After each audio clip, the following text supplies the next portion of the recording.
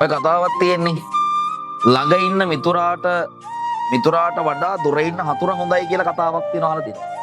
ඒ දන්නවද එහෙම කියන්නේ? ඔයාලට සමහරවිට ඔය අත්දැකීම් ඇති. ළඟ ඉන්න මිනිස්සයාව අපි විශ්වාස කරගෙන ඉන්න මිනිස්සයා ඉන්නවනේ යාළුවෝ කියලා විශ්වාස කරන් ඉන්න අය ඉන්නවනේ. එයාලා අපිට සමහර වෙලාවට අපිව පල්ලෙහාට ඇදලා දානකම් අපිව විනාශ කරන්න උගුල් අටවනකම් අපි දන්නේ නැහැ. ඈත ඉඳන් පහර දෙන හතුරා සමහර වෙලාවට ඒ දේවල් කරන්නේ නැහැ. එහෙම දේවල් කරන්නේ නැහැ. දැන් බලන්න සමහර තැන්වලදී ඔයාව පාව දෙන්නේ, ඔයාට මොනවා හරි කතා හදන්නේ, ගොඩාක් දේවල් කරන්නේ ඔයාගේ වටේ ඉන්න අය. ඒක අපිට හැමෝටම අත්දැකීම් තියෙනවා. තමන්ගේ වටේ ඉන්න අය. තමන්ව පල්ලෙහාට ඇදලා දාන්නේ, මේ දේවල් ඔක්කොම කරන්නේ එහෙමයි. තමන්ට බලන කතා ටික හදන්නේ, ඒ වගේ දේවල් කරන්නේ තමන්ගේ ළඟ ඉන්න අය. යාළුවෝ කියලා හිතන් ඉන්න අය. හොඳට මතක තියාගන්න. යාළුවෝ කියලා જાතියක් ලෝකේ නැහැ. ලෝකේ ඉන්නේ තමන්ව මොකක් හරි හේතුවක් නිසා ආශ්‍රය කරන පිරිසක් විතරයි. ඔක තමයි ඇත්ත කතාව. ඒ නිසා ආශ්‍රය කරන මිනිස්සු ගැන හොඳ අවධානයෙන් ඉන්න.